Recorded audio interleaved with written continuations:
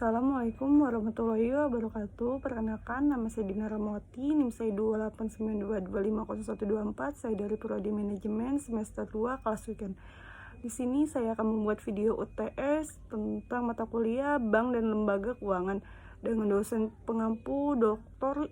Insinyur Sugeng Parayatno SH.SE MM.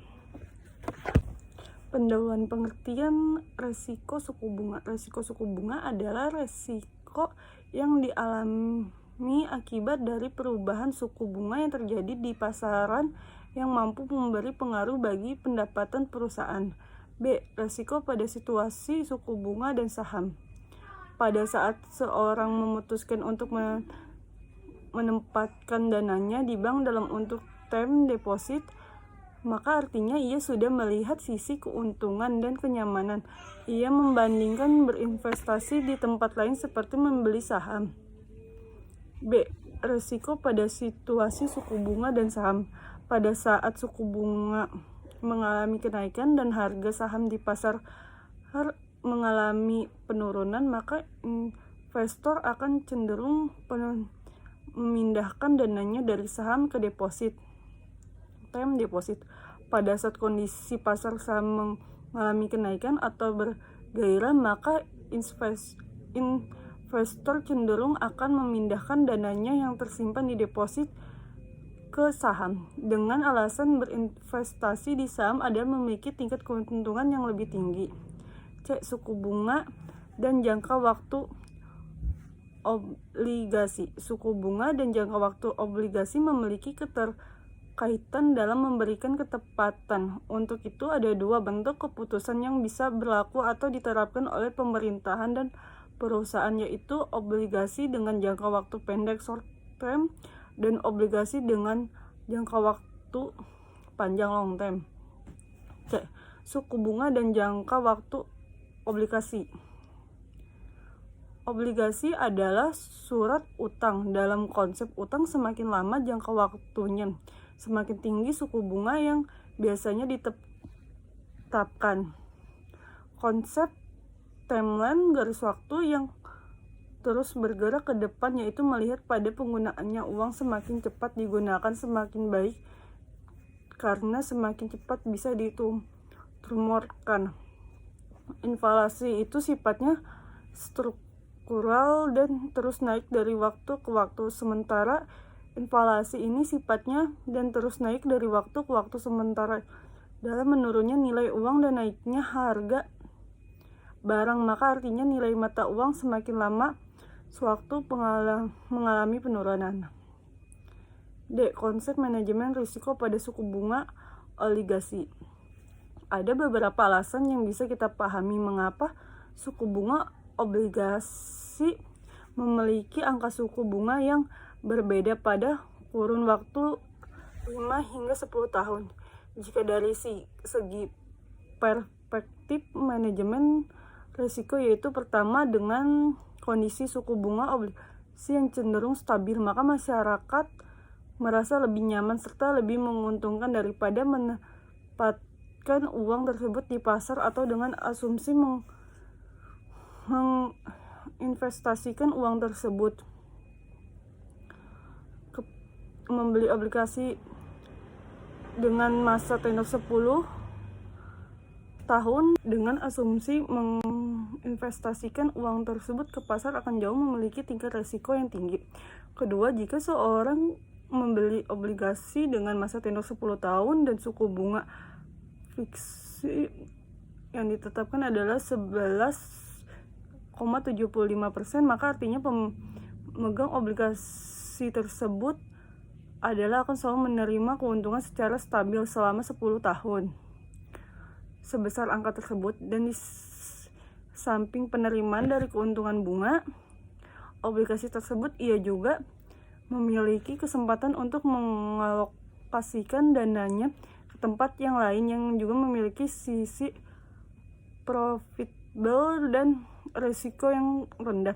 Ketiga, penjual obligasi dengan masa waktu 5 hingga 10 tahun dan jarak suku bunga yang juga tidak begitu tinggi akan memberikan kenyamanan dari segi mengelola dana hasil penjualan obligasi sesuai dengan master plan yang dikonsepkan sejak awal tanpa harus terburu-buru dan bekerja secara under pressure, di bawah tekanan. Di sini resiko obligasi adalah suatu surat berharga yang dijual kepada publik, di mana di sana dicantumkan beberapa ketentuan yang menjelaskan berbagai hal seperti nilai nominal, tingkat suku bunga, jangka waktu, nama penerbit, dan beberapa keuntungan lainnya. Yang tingkat suku bunga, jangka waktu, ketentuan lainnya yang terjelaskan dalam undangan yang disahkan oleh lembaga terkait obligasi yang memiliki beberapa keuntungan lainnya yang terjelaskan dalam undang-undang yang disahkan oleh lembaga terkait obligasi yang memiliki tingkat suku bunga tetap dan obligasi yang memiliki tingkat suku bunga berubah berdasarkan keadaan pasar maupun memberi pengaruh khusus pada keputusan yang dibuat oleh seorang investor. Adapun tingkat investor dalam kondisi keputusan yang dibuat oleh seorang investor adapun seperti itu adalah satu, pada saat seorang investor memegang obligasi dengan suku bunga tetap dan pasar saham mengalami kenaikan atau tingkat kegairahan pasar saham mengalami peningkat, maka investor cenderung akan mengalihkan sejumlah dananya dari obligasi ke saham. Contoh suku bunga obligasi adalah 10,5% dengan masa tenor 5 tahun dan bersifat tetap. Sedangkan pasar saham sedang mengalami kegairahan dan perkiraan akan terus mengalami pertumbuhan yang konsisten dalam masa 3-5 tahun ini. Kondisi ini menyebabkan investor yang portable akan cenderung untuk memilih membawa dana yang memiliki untuk melakukan di pasar saham. Dampak perubahan suku bunga bagi perusahaan. Menurut Mahmud M. Hanafi, perubahan tingkat bunga bisa menyebabkan perusahaan menghadapi dua tipe resiko, yaitu resiko perubahan pendapatan bersih hasil investasi dikurangi biaya berubah, yaitu berkurang dari yang diharapkan. 2. Resiko perubahan nilai pasar berubah karena perubahan tingkat bunga, yaitu berusaha karena lebih kecil turun nilainya. G. Resiko pada perubahan suku bunga dan permintaan uang. Secara sederhana kita bisa menyimpulkan bahwa permintaan uang sangat dipengaruhi oleh faktor kondisi berlaku suku bunga di pasaran dan begitu pula sebaliknya. Risiko adalah bentuk perilaku investor dalam melakukan investasi dengan cara meminjam dana dari suatu negara yang memiliki tingkat suku bunga yang rendah dan selanjutnya membawa dana tersebut untuk diinvestasikan atau ditanamkan pada negara yang memiliki tingkat suku bunga tinggi dengan harapan yang memperoleh selisih keuntungan di sana.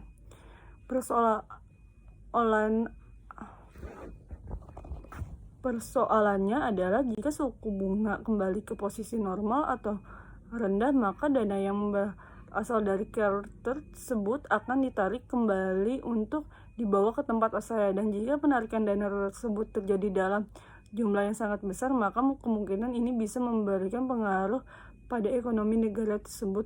Kasus carrier ini hampir memiliki kesamaan dengan hot money, arus dana asing jangka pendek. Terima kasih.